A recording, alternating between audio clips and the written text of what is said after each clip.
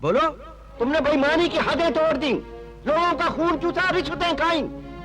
तुम समाजवाद और देश के नाम पर एक कलंक को। समाजवाद? हमारे देश में समाजवाद कहां है? हमारे देश में तो अवसरवाद है, जात पातवाद है, कुर्सीवाद है। अरे समाजवाद तो तब आएगा जब आप अपने वोट की ताकत महसूस करेंगे। ये जो वोट है ना, ये कागज का टुकड़ा नहीं है कि डब्बे में डाला और चल दिए। ये वोट तुम्हारे परिवार, तुम्हारे देश, उसकी उन्नति की पर्ची है। ये तो दो धारी तलवार है जो दोनों तरफ से काटती है। ठीक जगह पड़े तो देश खुशहाल, और गलत जगह पड़े तो देश का सत्यानाश।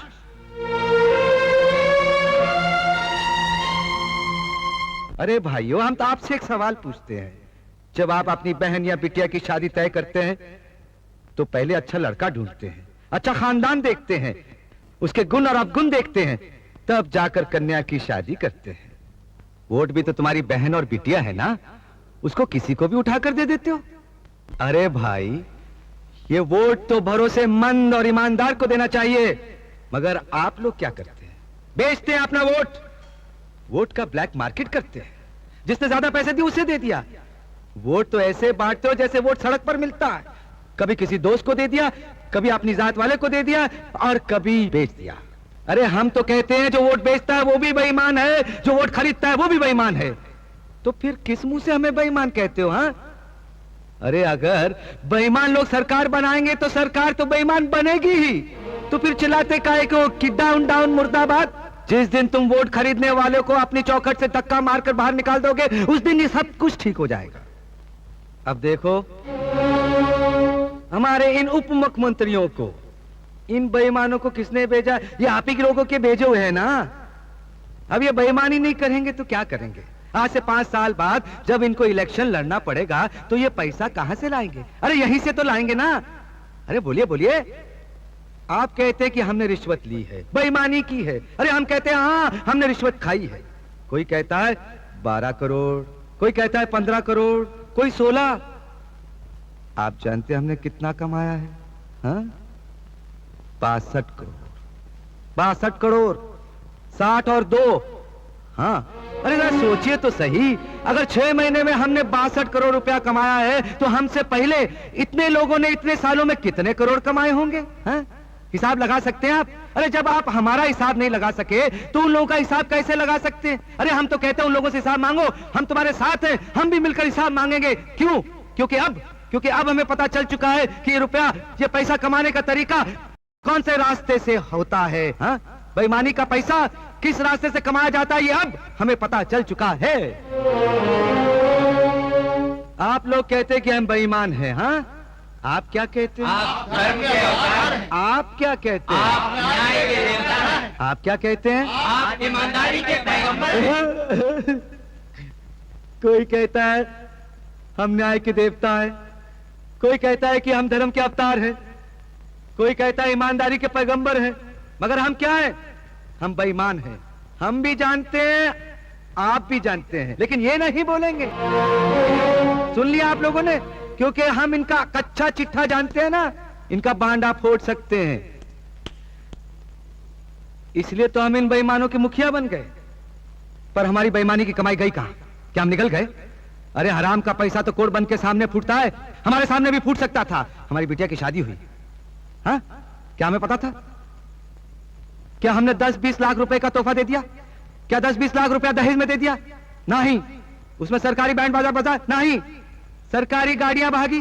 सरकारी पेट्रोल फूका? नहीं। क्या उसमें पुलिस या सरकारी अफसर चपरासियों की तरह इधर उधर भागते रहे? नहीं। किसी को कानो कान खबर भी ना हुई, हमें भी नहीं पता चला। शादी होने के बाद हमें पता चला कि हमारी बिटिया की शादी हुई। क्यों? आप पूछिए तो सही, क्यों? इसलिए कि वो मुख्यमंत्री राम अवतार की बेटी की शादी नहीं, बल्कि राम अवतार हज्जाम की बेटी की शादी हुई थी। हमारे बेटे ने खुद गरज लोगों के चक्कर में आके शादी कर ली, तो क्या हमें 10-20 लाख रुपया दहेज में मिल गया?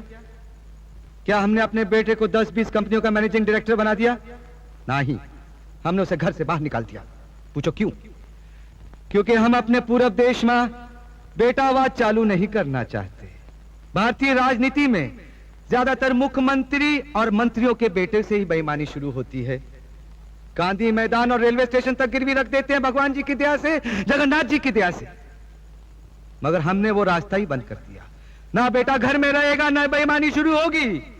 अरे हमने बहुत बड़ा त्याग किया है मुख्यमंत्री बनने के लिए। आपको पता है कि हमारे कमालपुर में अस्पताल नहीं है। हमारी छोटी बिटिया बगैर दवा दारू के तड़प तड़प कर मर गई। अरे अगर हम बेईमान होते तो उसके इलाज के लिए उसे रूस भेजते, उसे अमेरिका भेजते। वो मर गई। मगर हमारी अपनी पत्नी ने उसका अंतिम क्रियाक्रम भी हमें नहीं करने दिया, क्योंकि वो ये नहीं चाहती थी कि उसकी बेटी की लाश को हम जैसे बेईमान बाप का हाथ भी लगे, हमारा साया भी पड़े। आपने देख लिया कि मुख्यमंत्री बन के हमने क्या क्या खोया है, किस किस से बिछड़ गए हम। वो सामने जो क्रांति का झंडा लिए खड़ी है, चंडी का रूप धारण किए, हमारी पत्नी सुषमा, उससे पूछो कि मुख्यमंत्री बनने के बाद सोना तो एक तरफ रहा कि चांदी का छल्ला भी बना के दिया हमने उसे? नहीं। क्या हमने जमीन खरीदी है? नहीं। क्या कोठियां बनाई है? नहीं। तो फिर वो बेईमानी की दौलत गई कहां गई वो दौलत है? भाइयों, हमने उस कमाई का एक पैसा भी खर्च नहीं किया है। एक एक पैसे का हिसाब है हमारे पास। क्यों जानते हो क्यों? क्योंकि हम अपनी पत्नी को अच्छी तरह जानते हैं। हमें पता था कि एक दिन वो हम पर जनता की फौज लेकर चढ़ उठेगी, इसलिए एक एक पैसे का हिसाब हमने तैयार रखा है। उसे जनता के सामने शर्मिंदा नहीं होने देंगे हम। सुषमा, तुम्हें अपना सर नीचे झुकाने की कभी जरूरत नहीं पड़ेगी। उस दिन तुम हमारे मुंह पर अखबार का चित्रा मारकर चलेगी और यह भी नहीं पूछा कि मुख्यमंत्री बनने के बाद आप ऐसा क्यों कर रहे? यह पूछती तो हम इसे बता देते। हाँ, हम बेईमान हैं। हमने बेईमानों के साथ बेईमानी की है। अरे डाकुओं के घर में डाका डाला है। हम ये नहीं कहते कि राजनीति में सब बेईमान है, खराब है। नहीं, बहुत से शरीफ लोग हैं, ईमानदार लोग हैं। हम इस मन से यही कहना चाहते हैं कि उन ईमानदार लोगों की जय जयकार करो, उन्हीं को वोट दो, उन्हीं की सरकार बनाओ और लोकतंत्र के हाथ मजबूत करो। पर वो ईमानदार लोग भीख का प्याला लेकर वोट मांगने के लिए तुम्हारे दरवाजे पर नहीं आएंगे। अरे तुम्हें जाना पड़ेगा उनके दरवाजे पर अपना वोट लेकर और उनसे विनती करनी पड़ेगी कि हमारा वोट स्वीकार करो। वो देखिए, आपके सामने बाल मुकुंद त्रिपाठी खड़े हैं। आधी जवानी आजादी की लड़ाई लड़ते लड़ते अंग्रेजों की जेल में कट गई, मगर देश आजाद होने के बाद पॉलिटिकल पेंशन नहीं ली उन्होंने, मकान नहीं लिया, जमीन नहीं ली। अवसरवादी लोग और बेईमान लोगों ने धक्के मार मार के इन्हें अपने घर में बंद कर दिया। अरे ऐसे लोगों को घर से बाहर निकालो, विधानसभा और लोकसभा में भेजो, इसी में देश का कल्याण है। आप लोगों में यही तो खराबी है।